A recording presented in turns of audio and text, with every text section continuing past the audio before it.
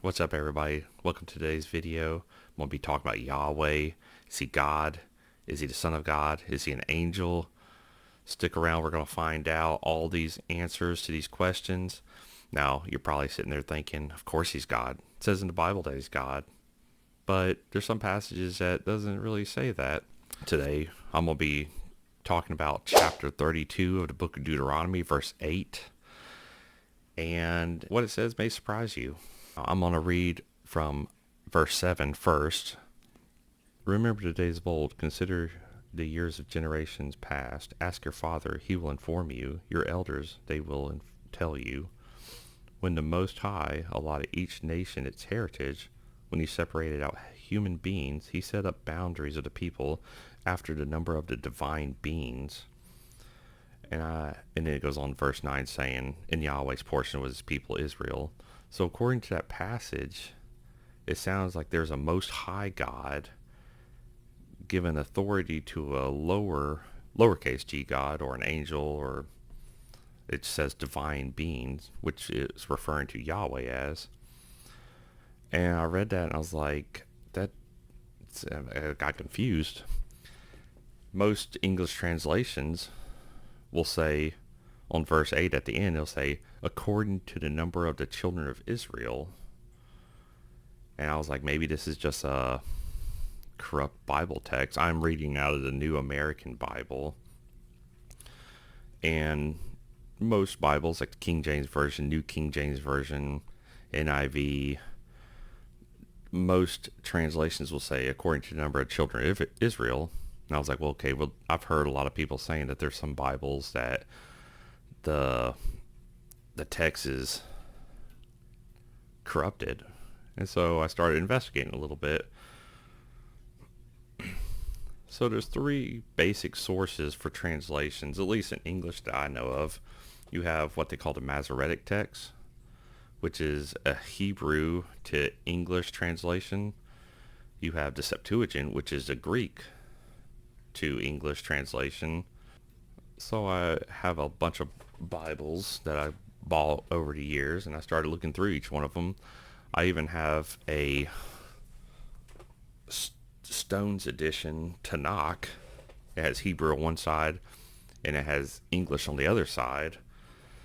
And I don't know Hebrew, but I learned you can look it up. If you learn how the letters, the characters, whatever they're called, go, you can kind of sound it out and you can tell which word is which. Plus, you can just look it up online. It'll tell you. But I heard that was by a lot of Jewish people that is the most accurate English translation. And so I looked in it, and it says at the end of verse 8, it says according to the number of children of Israel. It says B'nai Yisrael, which means children of Israel. And so I was thinking, well, then this definitely is a corrupt version. Where does this divine beings come from? And so I looked in, online. I looked on the Septuagint, and it says according to the number of angels of God at the end. And so now I'm confused. Which one's more authoritative? I was doing looking up some stuff, and I was like, oh yeah, I also have an English copy of a Dead Sea Scrolls. So I was like, let me see if that's in there, because a lot of the stuff in Dead Sea Scrolls it's unavailable, and it's so corrupted, or the fragments that they got was so messed up that they couldn't do a complete translations of all the stuff. Some of the stuff like Isaiah is more complete. So I looked in Deuteronomy, and I was pretty shocked at what I saw.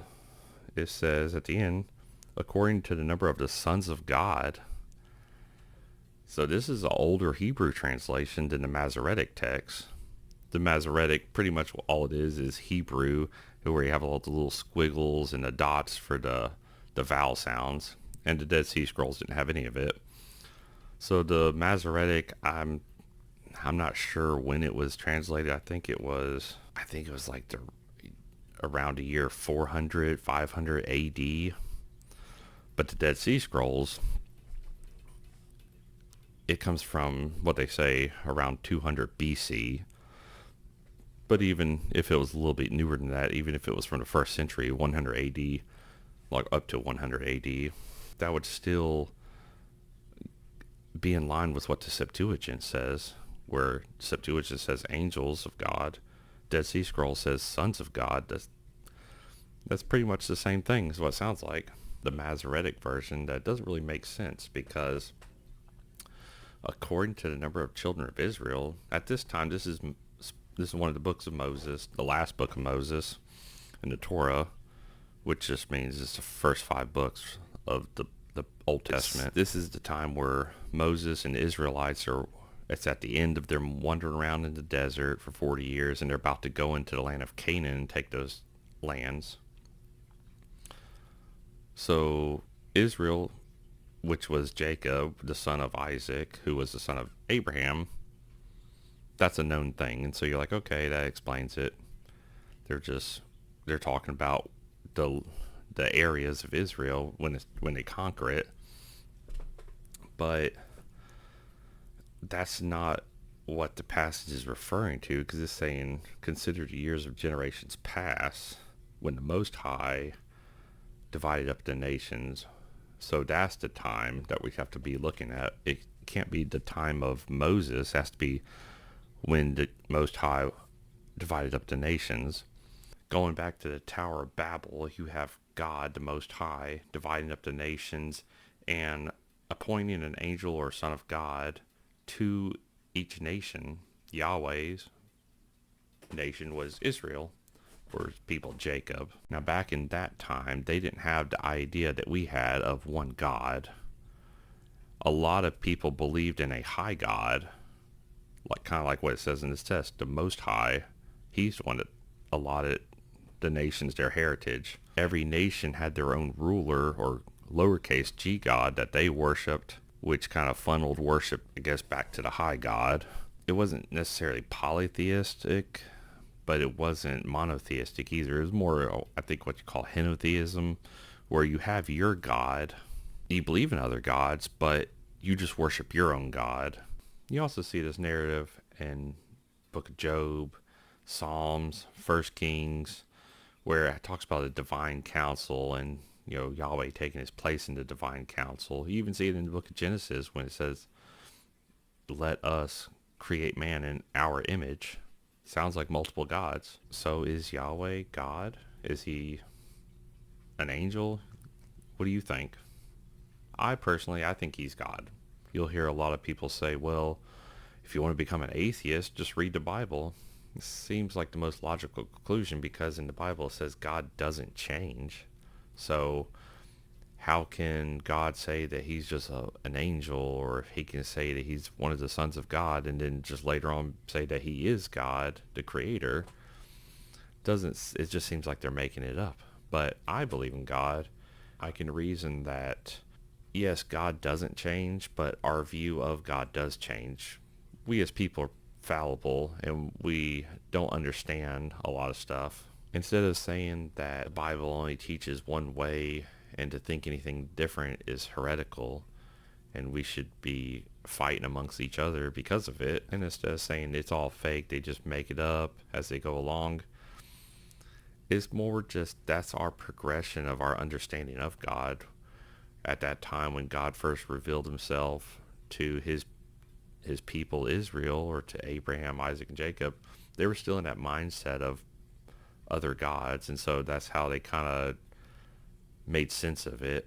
And then moving on along the ages, or moving along the years later on, that idea becomes more reasonable. It's like if you took the idea of most of our technologies today, for instance, and took it back even 100 years, it would seem like black magic to them.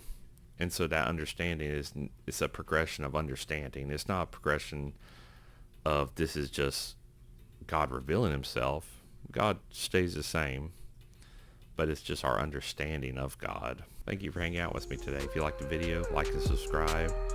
Let me know in the comment what you liked about the video or what you didn't like about the video.